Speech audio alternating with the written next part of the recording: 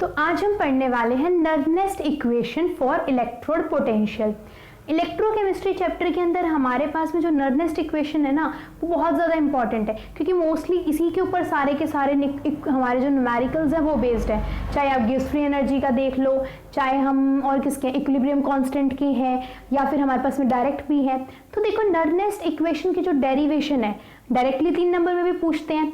अब है इसके अंदर क्या, देखो सबसे पहले तो मैंने यहाँ पर लिखा हुआ ऊपर वाली साइड ये लिखा हुआ है नर्नेस्ट इक्वेशन फॉर इलेक्ट्रोड पोटेंशियल। ठीक है, क्या लिखा हुआ ऊपर, नर्नेस्ट इक्वेशन फॉर इलेक्ट्रोड पोटेंशियल। यानी कि अब ये इक्वेशन की जरूरत क्यों पड़ी। ठीक है, तो क्या होता था कि जब हम हाइड्रोजन के रिस्पेक्ट में सबके इलेक्ट्रोड पोटेंशियल निकाल रहे थे ना, सबके इलेक्ट्रोड पोटेंशियल तो हमने निकाल ले, लेकिन एक कंडीशन रखी गई थी कि हम टेम्परेचर को, प्रेशर को और कंसंट्रेशन हमने फिक्स रखी थी। यानी कि हमने रखा था टेम्परेचर 298 केल्विन, कंसंट्रेशन रखी थी 1 मोलर और प्रेशर रखा था 1 एटमॉस्फेयर। लेकिन ऐसा तो है नहीं कि हमेशा ये सारी चीजें सेम रहें। तो क्या होता हमारे पास में कि जैसे ही टेम्परेचर या प्रेशर चेंज होता या कंसंट्रेशन चेंज होती तो आपके पास में इलेक्ट्रोड पोटेंशियल की वैल्यू बदल जाती। अब वो वैल्यू हम कैसे निकाल लेंगे, जो बदली हुई वैल्यू है, तो वो निकालने का फॉर्मूला हमें दिया नर्नेस्ट इक्वेशन ने, यानी कि नर्नेस्ट इक्वेशन फॉर इलेक्ट्रोड पोटेंशियल। यहाँ पर फर्स्ट लाइन में लिखा हुआ है। अब जर्नल हमें कोई इक्वेशन रिप्रेजेंट करते हैं, मान लिया कोई मेटल था, उसके ऊपर n पॉजिटिव चार्ज था, जैसे कि सपोज जिंक मेटल था, इसके ऊपर 2 पॉजिटिव चार्ज था, Mn पॉजिटिव मैंने लिख दिया, इसने n इलेक्ट्रॉन इसके साथ में हमने लिखे, यानी अगर 2 पॉजिटिव चार्ज है तो 2 इलेक्ट्रॉन रहे होंगे, और इससे हमारे पास में क्या बन गया, मेटल बन गया जैसे कि जिंक। ठीक है, हमारे पास में ये जर्नल इक्वेशन है कोई भी। ठीक, अब ये बोलता है नर्नेस्ट ने जो इक्वेशन दी वो इक्वेशन थी हमारे पास में ई और ई नॉट में क्या फर्क है। ई नॉट होता है हमेशा स्टैंडर्ड इलेक्ट्रोड पोटेंशियल, और ई होता है आपके पास में जो नई ईएमएफ निकल कर आएगी या फिर जो नया इलेक्ट्रोड पोटेंशियल आपका निकल कर आएगा। कब, जब आपने जैसे मैंने यहाँ पे लिखा हुआ है, देखो टेम्परेचर, आर के लिए गैस कांस्टेंट लिखा हुआ है, ये यहाँ पर जो मैंने लिखा हुआ है कंसंट्रेशन को रिप्रेजेंट कर रहा है। यानी जब टेम्परेचर, प्रेशर, कंसंट्रेशन को चेंज करने पर जो नई ईएमएफ निकल कर आएगी, जो नया इलेक्ट्रोड पोटेंशियल निकल कर आएगा, वो हमें मिलेगा इस वाली इक्वेशन से। ठीक है, तो ये दोनों हमने पता कर लिए क्या है। आर है हमारे पास में गैस कांस्टेंट, टी है टेम्परेचर। अब मेटल के ऊपर ना ज्यादा फर्क नहीं पड़ता प्रेशर का, इसीलिए हम उसका रिलेशन नहीं पढ़ते, प्रेशर का पड़ता है गैसेस के ऊपर ज्यादा फर्क। ठीक है, टी है टेम्परेचर, एन होता है कितने नंबर ऑफ इलेक्ट्रॉन्स रिएक्शन के अंदर यूज हुए हैं, जैसे यहाँ पे 2 इलेक्ट्रॉन हुए तो यहाँ पे एन की वैल्यू 2 आ जाती, यानी एन क्या है हमारे पास में, नंबर ऑफ इलेक्ट्रॉन्स। ठीक है, एफ है हमारे पास में फेराडे कांस्टेंट। ठीक है, तो एफ क्या है हमारे पास में, फेराडे कांस्टेंट है। अब देखो एल एन का मतलब होता है नेचुरल लॉग, एल एन का मतलब होता है हमारे पास में नेचुरल लॉग। इस वाले चैप्टर में हम लॉग निकालने का भी एक इजी सा तरीका सीखेंगे। ठीक है, तो यहाँ क्या है हमारे पास में नेचुरल लॉग। M मैंने जो ऊपर लिखा है इसका मतलब है इस वाले मेटल की क्या कंसंट्रेशन है, जैसे यहाँ पे जिंक की कितनी कंसंट्रेशन हमने ली होगी, जो भी हमने सोल्यूशन लिया होगा, जैसे जिंक सल्फेट का लिया या जो भी हमने लिया, उसकी कितनी कंसंट्रेशन रही होगी। Mn पॉजिटिव आयन की कंसंट्रेशन, यानी कि अभी Zn2 पॉजिटिव की कितनी कंसंट्रेशन रही होगी, जब ये Zn2 पॉजिटिव 2 इलेक्ट्रॉन लेकर ये जिंक बनाएगा, इसकी कितनी कंसंट्रेशन रही होगी।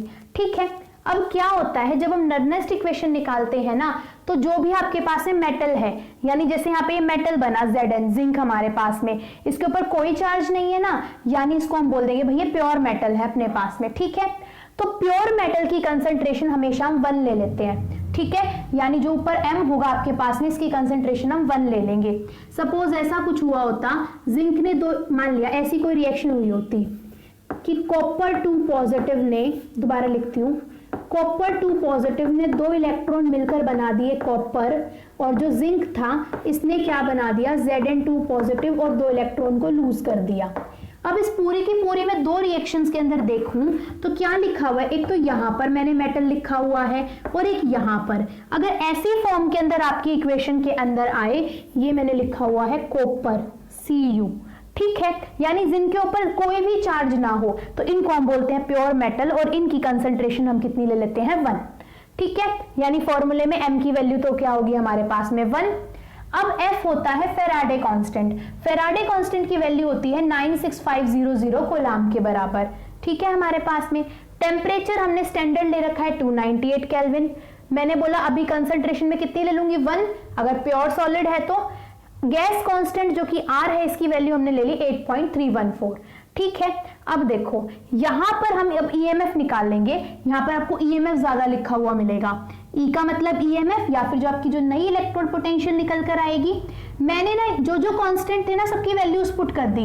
R की जगह पे 8.314, टेम्परेचर की जगह पे 298 केल्विन, फेराडे कांस्टेंट की जगह पे 96500। अब ये 2.303 कहां से आया? तो जब भी हम लॉग, नेचुरल लॉग को यानी कि ln को जब हम लॉग के अंदर बदलते हैं तो ln को लॉग में बदलने का तरीका होता है कि आप उसको 2.303 से मल्टीप्लाई करो और ऐसे करके लिख दो। ठीक है, ठीक मैंने ऐसे ही किया। यहाँ पे मैंने ln लिखा था, ln को जब मैंने लॉगरिथम के अंदर चेंज किया यानी नेचुरल लॉग को, यहाँ पे इसको बोलते हैं नेचुरल लॉग आपके पास में, इसको जब मैंने लॉगरिथम के अंदर चेंज करा तो क्या लिख दिया मैंने 2.303 लॉग। m की कंसंट्रेशन 1, नीचे आ गई आयन की, यानी हमेशा हमारी आयंस की कंसंट्रेशन यूज होगी। जब इस पूरे के पूरी वैल्यू को मैंने सॉल्व किया, यानी कि जो ये वाली वैल्यू थी इसको मैंने सॉल्व किया तो इसकी वैल्यू आती है 0.0591। ठीक है, हमारे पास में E naught as it is है, n थे कितने नंबर ऑफ इलेक्ट्रॉन्स जाएंगे और Mn पॉजिटिव यानी जितनी आयंस की कंसंट्रेशन होगी। ठीक है, जैसे मैंने जिंक का एग्जांपल लिया था तो Zn2 पॉजिटिव की। ठीक है, तो हम इस वाली इक्वेशन को हम डायरेक्टली यूज कर सकते हैं न्यूमेरिकल को सॉल्व करते टाइम। ठीक है, अब ये तो मैंने सिर्फ एक ही आयन का एग्जांपल लेके दिखाया था। ठीक है, अगर होते बहुत सारे आयन हमारे पास में, जैसे यहां पर है हमारे पास में मैंने कोई केमिकल इक्वेशन लिखी, जैसे A मोल्स है A के, B मोल्स है B के, C मोल्स है C के और D मोल्स है D के। ठीक है, जो छोटे अक्षरों में आगे लिखा हुआ है ये रिप्रेजेंट कर रहे हैं कि जो A B C D जो भी होगा इसके कितने नंबर ऑफ मोल्स लिए हमने। ठीक है, यहां तक की बात। अब इसी वाली इक्वेशन को मैंने यहां पर बड़ा करके लिखा। मैंने यहां पे क्या लिखा था भाई, जो भी आपका प्रोडक्ट होता है उसकी कंसंट्रेशन आती है ऊपर और जो भी रिएक्टेंट होता है उसकी कंसंट्रेशन हमेशा आती है नीचे। ठीक है, यहां तक की बात। सेम मैंने यहां तक इक्वेशन एज इट इज लिखी, नेचुरल लॉग लिखा, प्रोडक्ट कितना था हमारे पास में C और D प्रोडक्ट थे और A और B रिएक्टेंट थे, तो ऊपर प्रोडक्ट की कंसंट्रेशन नीचे रिएक्टेंट की कंसंट्रेशन। अब जो ये नंबर ऑफ मोल्स होते हैं ना ये चले जाते हैं यहाँ पर पावर के अंदर। ठीक है, यहाँ नीचे आएगी C की जितनी भी कंसंट्रेशन रही होगी और जितने भी उसके नंबर ऑफ मोल्स रहे होंगे वो ऊपर चले जाएंगे। ठीक है, हमारे पास में मान लिया कि जैसे मेरे पास में C था, मेरे पास में सपोज 2 मोल था, 2 मोलर था हमारे पास में। ठीक है, और C के कितने थे इस इक्वेशन के अंदर, सपोज C के 2 मोल्स थे हमारे पास में, तो हम इसको कैसे लिखेंगे 2 की पावर 2 करके। आई कुछ बात समझ में कैसे हुआ? मान लिया इस वाली जनरल इक्वेशन को मैं ऐसे लिखूं कि भाई 2 मोल्स है A के, 3 मोल्स है B के और 2 मोल्स है C के और 1 मोल है D का। ठीक है, हमारे पास में। और मान लिया इस A की कंसंट्रेशन है 1 मोलर, B की कंसंट्रेशन है 2 मोलर, C की 3 मोलर और इस D की है 1 मोलर। ठीक है, तो हम इसको कैसे लिखेंगे? हम इसको इस तरीके से लिखेंगे, प्रोडक्ट क्या है C है तो मैं इसकी कंसंट्रेशन लिखूंगी ऐसे, जितने नंबर ऑफ मोल्स हम ऊपर चढ़ा देंगे। D की कंसंट्रेशन 1, कितने नंबर ऑफ मोल्स है मैंने चढ़ा दिया ऊपर। अब देखो रिएक्टेंट के अंदर A था, A की कंसंट्रेशन थी 1, कितने नंबर ऑफ मोल्स थे 2 तो मैंने ऊपर लिख दिए।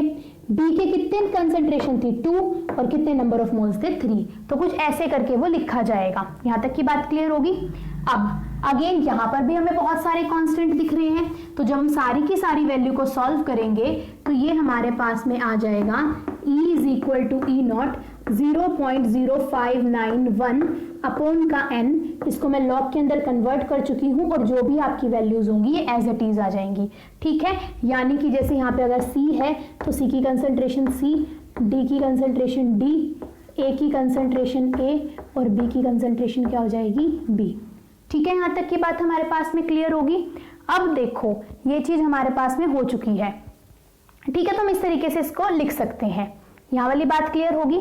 अब हमारे पास में एक रिलेशन और पढ़ना है हमें इक्विलिब्रियम कांस्टेंट का, यानी थर्ड रिलेशन हमें पढ़ना है कि क्या स्टैंडर्ड इलेक्ट्रोड पोटेंशियल का रिलेशन होगा इक्विलिब्रियम कांस्टेंट के साथ में। इक्विलिब्रियम कांस्टेंट को हम Kc से लिखते हैं, ये है हमारे पास में इक्विलिब्रियम कांस्टेंट।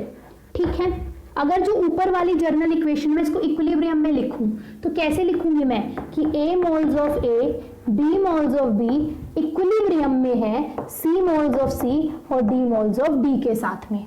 यहाँ तक की बात क्लियर होगी हमारे पास में, ठीक है। दोबारा से इसको अगर मैं लिखूं यहाँ पे तो देखो कुछ इस तरीके से है हमारे पास में, A moles of A, B moles of B, C moles of C और D मोल्स ऑफ D। यहाँ तक की बात क्लियर होगी।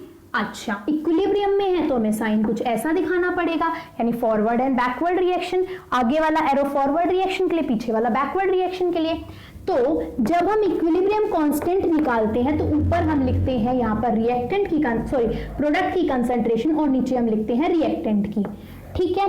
तो अगर हम प्रोडक्ट की कंसंट्रेशन लिखे तो कितना हो जाएगा, C की पावर C, D की पावर D, A की पावर हमारे पास में A और B की पावर क्या हो जाएगी हमारे पास में B। यहाँ तक की बात क्लियर होगी हमारे पास में, ये आ गया इक्विलिब्रियम कांस्टेंट, ठीक है भाई, ये चीज हमारे पास में आ गई।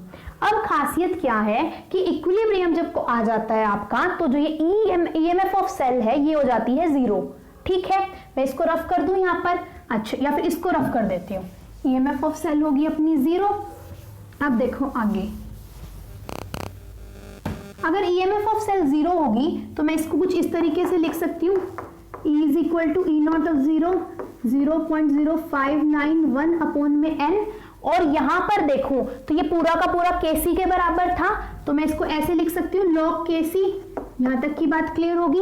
अब मैं इसको इधर ले जाऊं तो हमारे पास में क्या हो जाएगा कि आपका E0 ऑफ सेल किसके बराबर आ जाएगा, 0.0591 अपॉन में n इंटू में log Kc के बराबर, ठीक है। मैं इसको इधर लेगी और इसको मैंने इधर ही छोड़ दिया, यानी ये अपना रिलेशन आ गया स्टैंडर्ड इलेक्ट्रोड पोटेंशियल और इक्विलिब्रियम कांस्टेंट के बीच में, ठीक है। यहां तक की बात क्लियर होगी।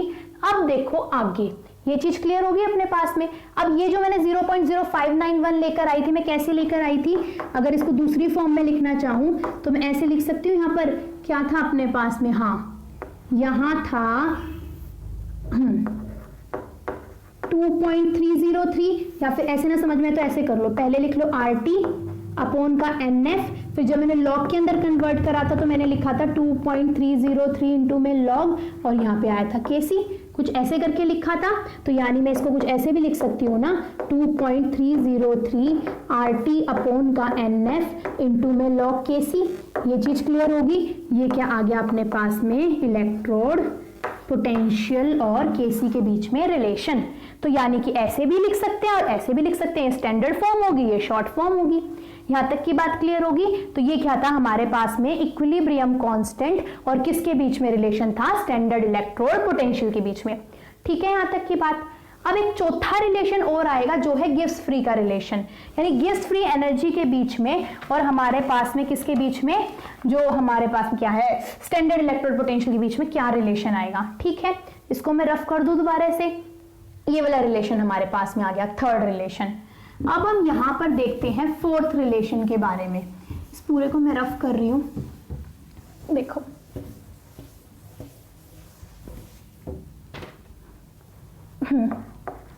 फोर्थ रिलेशन हमें निकालना है स्टैंडर्ड इलेक्ट्रोड पोटेंशियल और गिब्स फ्री एनर्जी के बीच में, ठीक है। डेल्टा जी से हम रिप्रेजेंट करते हैं गिब्स फ्री एनर्जी के लिए, डेल्टा जी को हम रिप्रेजेंट करते हैं गिब्स फ्री एनर्जी के लिए। यहां तक की बात क्लियर होगी हमारे पास में। तो अब देखो यहां पर हम देखें तो ये गिब्स फ्री एनर्जी होती है, डेल्टा मैंने इसलिए लगाया क्योंकि change in Gibbs free energy है, ठीक है हमारे पास में।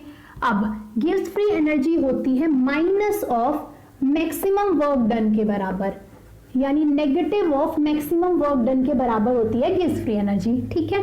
अब वर्क डन होता है हमारे पास में किसके बराबर, वर्क डन होगा हमारे पास में चार्ज इंटू में ईएमएफ के बराबर, यानी Q इंटू में E। W से वर्क डन होता है, किसके बराबर हो गया, वर्क डन हो गया हमारे पास में चार्ज इंटू में ईएमएफ के बराबर। यहां तक की बात हमारे पास में क्लियर होगी। अब देखो work done is equal to charge into में ईएमएफ है, तो अब देखो चार्ज किसके बराबर आएगा, चार्ज को हम इलेक्ट्रोकेमिस्ट्री में n इंटू में f के बराबर लिख सकते हैं। भाई चार्ज टोटल कैसे निकलेगा, जितने नंबर ऑफ इलेक्ट्रॉन्स यूज हुए होंगे मल्टीप्लाई में फेरेडे कांस्टेंट, ये भी फॉर्मूला होता है हमारे पास में, तो मैंने पुट कर दिया, ये आ गया NFE, ठीक है। या फिर मैं इसको क्या लिख सकती हूँ, NEF भी लिख सकती हूँ, ठीक है, यहाँ तक की बात। अब गिब्स फ्री एनर्जी थी इसके नेगेटिव के बराबर, तो यानी कि डेल्टा जी किसके बराबर है, माइनस ऑफ W के बराबर, तो डेल्टा जी की वैल्यू हम क्या लिखेंगे, माइनस का NEF। ये चीज क्लियर होगी, एक फॉर्मूला अपने पास में ये बन गया हमारे पास में। अब हम चलते हैं इससे आगे, ये चीज क्लियर होगी। यहां मैंने स्टैंडर्ड इलेक्ट्रोड पोटेंशियल नहीं ले रखा, नॉर्मल EMF ले रखी है, ठीक है। अब देखो जो ये EMF ऑफ सेल है इसकी वैल्यू क्या थी, अभी हमने निकाला था यहाँ पर कि जो हमारे पास में EMF ऑफ सेल होती है इसकी हम वैल्यू कैसे निकालते हैं। हाँ, स्टैंडर्ड वाले की देखो, स्टैंडर्ड वाले की वैल्यू अभी हमने निकाली थी, जो निकली थी 2.303 RT अपॉन में NF इंटू में log Kc करके मैंने निकाल ली थी। यहाँ तक की बात हमारे पास में क्लियर है। अच्छा, अगर हम यहाँ पे नॉर्मल गिब्स फ्री एनर्जी लिख रहे हैं तो हम फॉर्मूला लिखेंगे NEF, यानी नॉर्मल EMF मैंने लिखी है। अगर वो बोले भैया standard Gibbs free energy, G not का मतलब होता है हमारे पास में standard Gibbs free energy, standard Gibbs free energy, ठीक है हमारे पास में यहाँ पे। तो ये गिब्स फ्री एनर्जी किसके बराबर हो जाएगी, माइनस n, बस यहाँ पर आ जाएगा E नॉट और यहाँ पर हमारे पास में F, तो ये फॉर्मूला कुछ ऐसे चेंज हो जाएगा, ठीक है। अब मुझे E नॉट, अगर वो बोले भाई गिब्स फ्री एनर्जी और इक्विलिब्रियम कांस्टेंट के बीच में रिलेशन निकाल लो, किसके बीच में, पांचवा रिलेशन वो बोल रहा है कि आप स्टैंडर्ड गिब्स फ्री एनर्जी और इक्विलिब्रियम कांस्टेंट के बीच में क्या निकाल लो, रिलेशन निकाल लो। इक्विलिब्रियम कांस्टेंट Kc था, तो हम यहाँ पर पुट कर देंगे कि माइनस का डेल्टा जी आ गया माइनस का n, E की वैल्यू क्या थी हमारे पास में 2.303 RT अपॉन का NF इंटू में log Kc, ये वैल्यू थी। यहाँ पर n से n कट जाएगा तो आपके पास में स्टैंडर्ड गिब्स फ्री एनर्जी किसके बराबर आ जाएगी, माइनस का 2.303 RT इंटू में log Kc अपॉन का F। यहाँ तक की बात क्लियर होगी हमारे पास में। तो ये आ गया हमारे पास में एक और फाइनल रिलेशन, ठीक है। तो यहाँ पर ही हमारी सारी डेरिवेशंस खत्म हो जाती हैं इलेक्ट्रोकेमिस्ट्री के चैप्टर की, ठीक है। इसके बाद हम कुछ और फॉर्मूलाज और देख लेंगे, हाँ, और एक ही देखेंगे कि लॉग कैसे निकाल लेंगे शॉर्टकट से, ठीक है। तो इस वाली वीडियो को हम यहीं पे एंड करते हैं।